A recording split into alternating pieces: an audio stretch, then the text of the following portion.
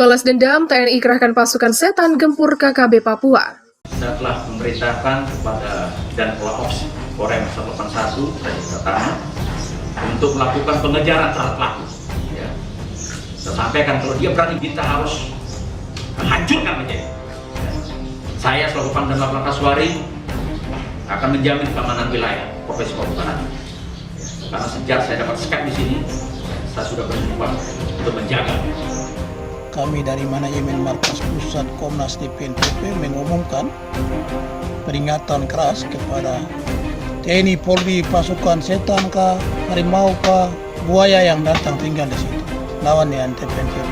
Percaya TPNPP akan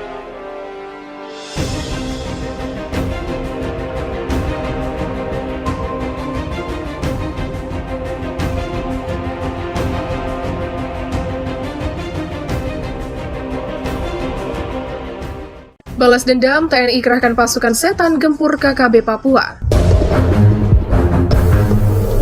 Banteng Militer mengabarkan, Tewasnya 4 anggota TNI di tangan kelompok kriminal bersenjata Papua telah membuat sejumlah perwira Tentara Nasional Indonesia naik darah. Tak terima atas perlakuan biadab itu, Pangdam 18 Kasuari Maijen TNI Inyoman Cantiasa telah menyiapkan aksi balasan. Mantan Danjen Kopassus itu kemudian memberangkatkan 2 peleton personel TNI AD dari Yonif Raider 762 dan Kodim 1809 Maibrat bersama aparat kepolisian. Dilansir dari hops.id, jaringan depoktoday.com, mereka ditugasi untuk menyerbu dan mengejar kelompok itu dalam kondisi apapun. Saya sudah diperintahkan untuk mengerahkan personel gabungan melakukan pengerahan hingga menangkap kelompok tersebut. Begitulah katanya dalam konferensi pers. Diketahui dari dini hari, sebanyak 50 orang diduga anggota KKB Papua menyerbu pos Ramil di Maibrat, Papua. Atas peristiwa itu, 4 personel TNI AD tewas, 2 lainnya luka bacok, dan 5 lainnya selamat. Publik tentu penasaran dengan profil dari pasukan Yonif Raider 762 VYS yang diterjunkan untuk membasmi separatis bersenjata di Papua. Ya, setelah pasukan Yonif 315 Garuda atau julukan pasukan setan diterjunkan ke Papua, kini giliran prajurit Batalion Raider Khusus 762 Virayuda Sakti yang masuk dalam satuan pasukan elit TNI. Pasukan ini belakangan memang diminta fokus untuk menjaga stabilitas Papua, khususnya dari gangguan kelompok KKB. Dalam catatan sejarah, ternyata ini merupakan batalion tertua di Papua. Dulu Presiden pertama Soekarno juga pernah mengirim pasukan ini saat Rikora. Pasukan elit ini juga dikenal mengerikan, maka itu wajar jika KKB patut waspada. Sebagai pasukan berkualifikasi Raider, pasukan Yonif Raider Khusus 751 dilatih hingga memiliki beberapa kemampuan, seperti punya skill tempur khusus untuk memburu pasukan separatis. Memiliki arti kata raid dalam namanya, pasukan Raider Kostrad memiliki kemampuan untuk memburu pasukan gerilya lawan sampai ketemu. Untuk melawan musuh yang bergerilya, pasukan khusus Raider Kostrad juga menggunakan taktik yang sama, yakni bergerilya atau counter guerrilla warfare. Bedanya, pasukan khusus Raider Kostrad memiliki satuan atau status sebagai pemburu. Mereka dilengkapi dengan SS-1R5, merupakan senapan serbu pendek dan ringan, yang menjadi andalan pasukan Raider Kostrad. Senjata SS-1R5 sendiri merupakan hasil manufaktur PT Pindad. Senjata ini menjadi andalan pasukan Raider Kostrad untuk menjalani pertempuran di hutan secara senyap. Mereka juga piawai dalam berbagai operasi khusus. Pasukan TNI ini bahkan sudah terlatih untuk melakukan berbagai operasi khusus. Contoh operasi khusus yang dapat dilakukan seperti teknik drill kontak, infiltrasi atau penyusupan, eksfiltrasi, mobut, rala suntai, raid basuan, dan raid penghancuran. Kerennya lagi, mereka juga dapat tidur di bawah guyuran hujan. Ya, sebagai pasukan anti-gerilya atau pemburu gerilya, pasukan Raider Kostrad harus bisa bertahan hidup berhari-hari di hutan demi lancarnya operasi militer. Mereka dikenal bisa tidur nyenyak walau diguyur hujan lebat. Walau hanya berlindung di bawah selembar matras tipis, pasukan khusus Raider Kostrad harus bisa tidur demi menjaga kelancaran operasi militer yang tengah dijalankan.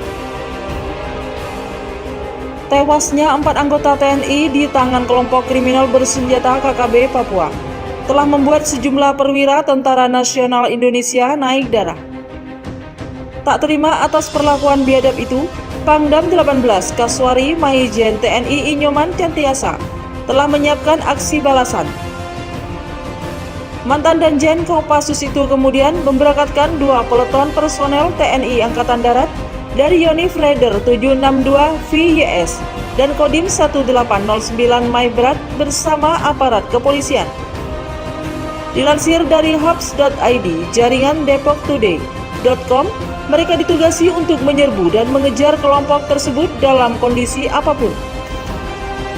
Saya sudah perintahkan untuk mengerahkan personil gabungan melakukan pengejaran hingga menangkap kelompok itu, katanya dalam konferensi pers di Manokwari, Papua pada hari Kamis tanggal 2 September 2021.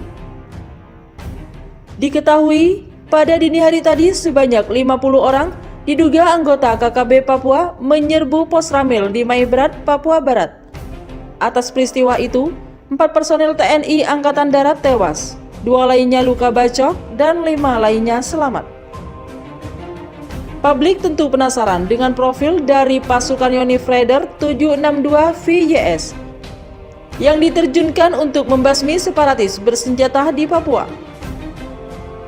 Ya, setelah pasukan Yonif 315 Garuda atau julukan pasukan setan diterjunkan ke Papua, kini giliran prajurit Batalion Raider khusus 762 Virayuda Sakti yang masuk dalam satuan pasukan elit TNI.